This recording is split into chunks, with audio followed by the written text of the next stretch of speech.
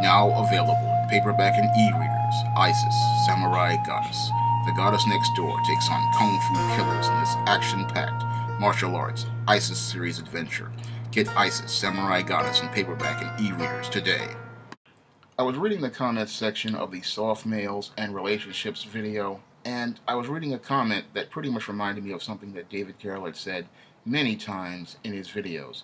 And this point is, whenever these Negroes cannot debate you, they will try to either go into ad hominem attacks or they will try to dig up dirt on you. And one of these Negroes decided they were going to try to dig up dirt on me and try to present it to me to try to embarrass me and humiliate me.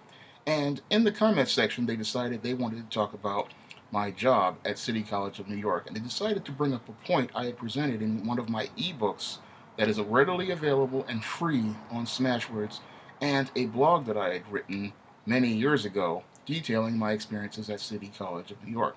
And this individual decides they're going to say, well, aren't you soft because you on this library job didn't want to move a table? Well, I'm going to explain this whole situation to you in the same way it was explained to people in that ebook, which is readily available on Smashwords, and that is this. Now, when I worked at City College in 2008, I was working at the front circulation desk at the library. And on that Friday, this professor decides he's going to walk up to me and ask me to move this table on Monday because he didn't like the idea of people talking in front of his office. Now, this is the entrance of the library and people are going to talk, but he wanted to make this space a quiet space. So he wants to move this table from this allegedly quiet study area, which is in the front of the library, into the back of the library, which he had made a group study area for talking, and he made it that way so that people wouldn't be talking in front of his office. So he wanted this table moved, and he asked me to move this table. And I sat there and I asked him, why can't maintenance do that job? And he looks at me and tells me, oh, it would be too much of a hassle to have maintenance come up here, and it's too much of a hassle to try to contact maintenance. And I looked at that, and I was suspect of that statement, because at my other job at Strive many years ago, we had the maintenance guy right there in the office, and all you had to do was call him up, ask him to do something, and he would get up and do it. It's not that hard, but it looked to me like this guy was pretty much a coward because by his behavior, he never wanted to talk to anyone, and he would use this pro-black female to pretty much do everything for him, and he didn't like talking to people. He just was afraid of conflict, and that's what it looked like to me. And he comes to me and he asks me to move this table, but I have a floating holiday that I'm using on the Monday, so I couldn't do it.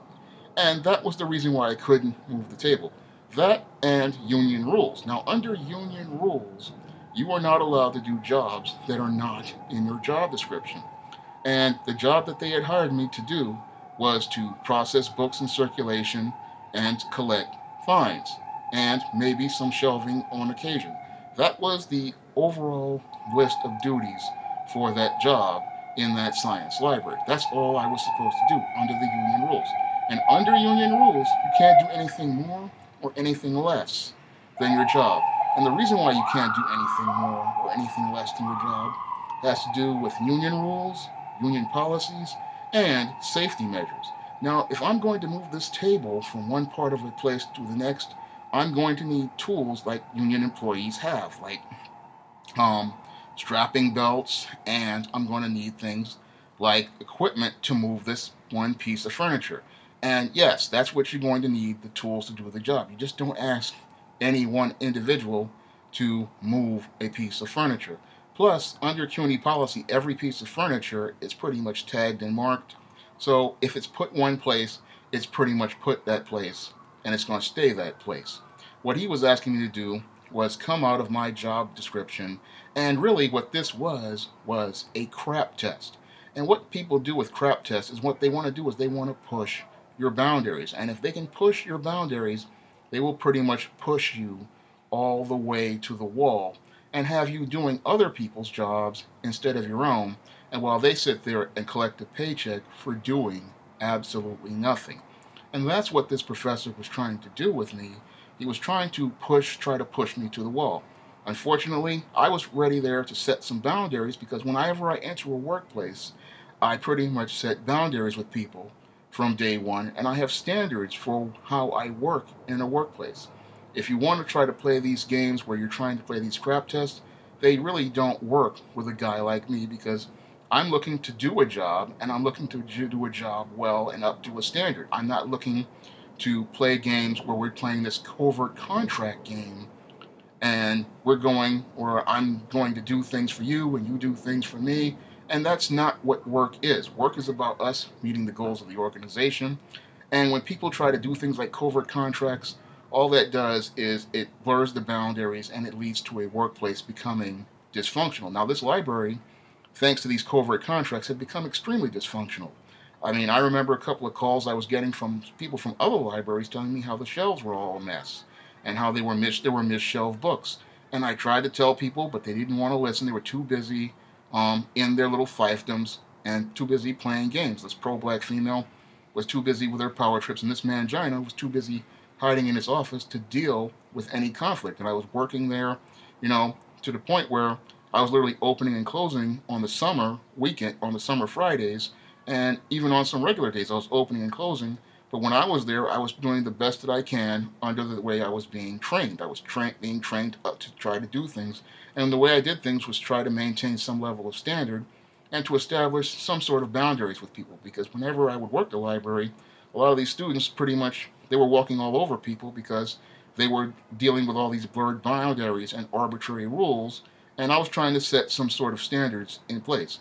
Now, this Negro who wanted to argue with me and try to dig up this dirt, what they were trying to do is just like this mangina trying to crap test me and trying to say that they're going to try to dig up this dirt to try to see what type of emotional response they were going to get. And they didn't get an emotional response from me.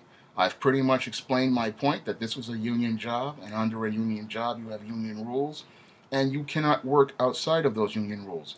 And what you have to do whenever people try to make you work outside of union rules and try to create these covert contracts is you pretty much have to direct them to the union rules. Because once you go outside of those union rules, what's going to happen is if something happens to you when you get injured, these same people who wanted you to work outside of your job will flip the game on you and say, I didn't tell him to do that. I didn't tell him what to go outside of his job.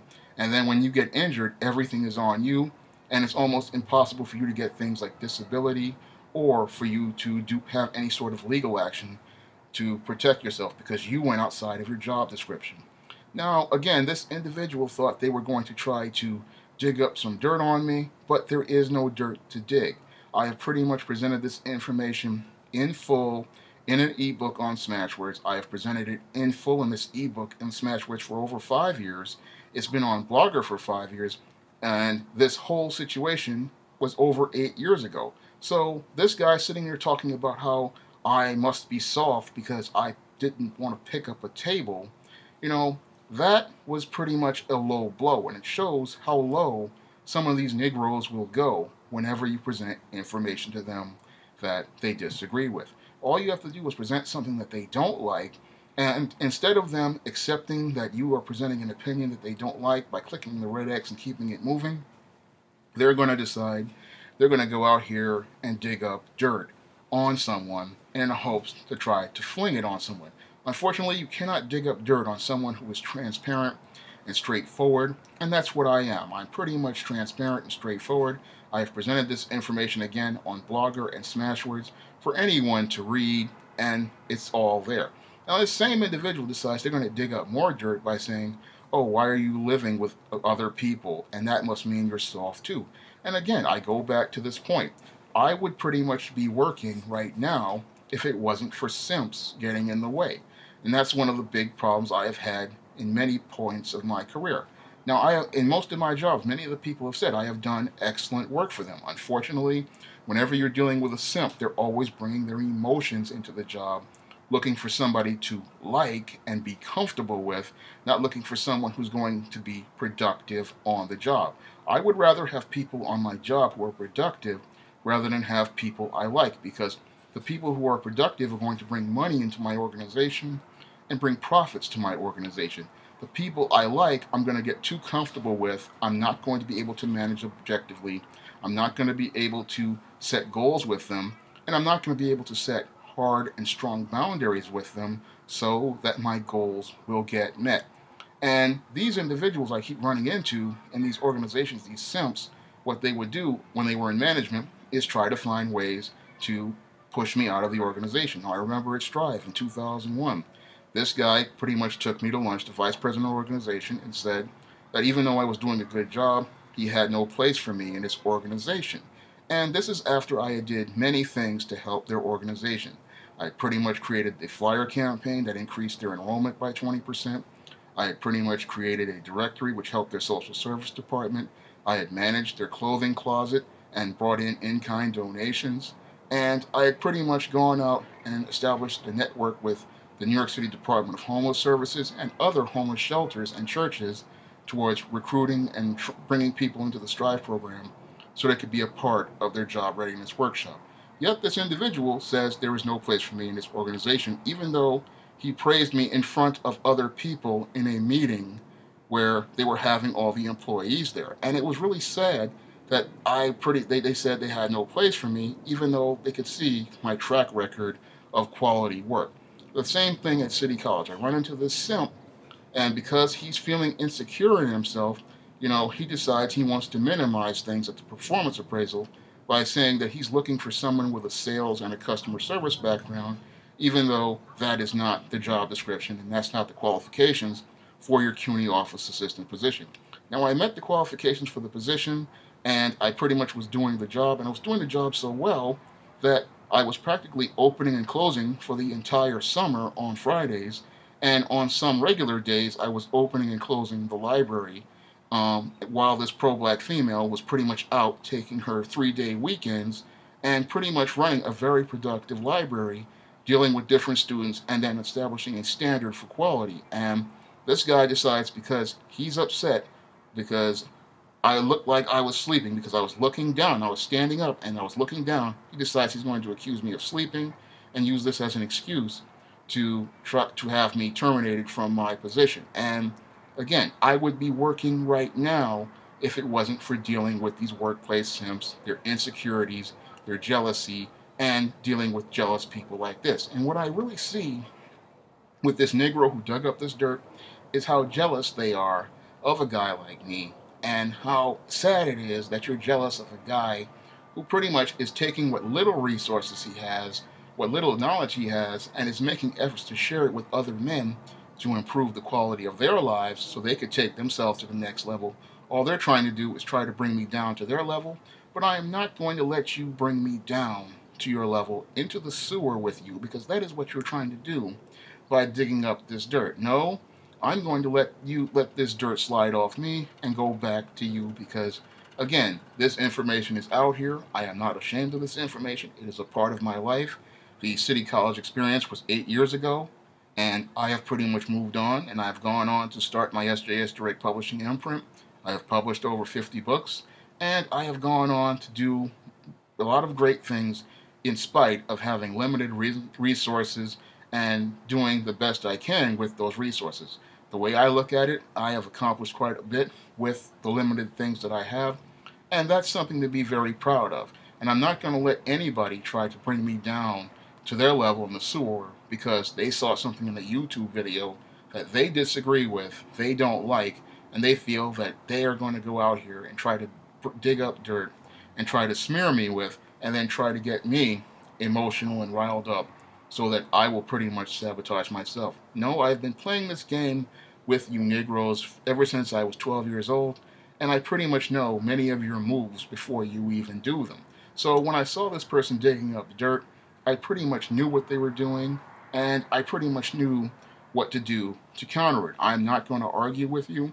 I'm not going to go back and forth with you. I'm going to present the facts to you, and if you don't like the facts, then again, you can hit the red X and keep it moving, which is what you should have done in the first place instead of digging up dirt, because people who dig up dirt pretty much show me how insecure they are, how jealous they are, and how dysfunctional they truly are. For you to go that low pretty much shows that you are living in the gutter and that you pretty much have no sense of morals or no sense of values, and you don't know how to put a period at the end of things and keep it moving. I've put a period at the end of that part of my life, and I'm hoping that, God willing, I can move forward in my life. And that's one of the things I try to help people do with these videos. And I'm going to continue to try to do that for as long as I can. That's all I have to say for this video. You can comment, rate, and subscribe. Now available in paperback and e-readers, Easteen, Little Girl Lost. The devilish diva helps a lost little girl find her way home in this devilishly funny Easteen series adventure. Get Easteen, Little Girl Lost in paperback and e-readers today.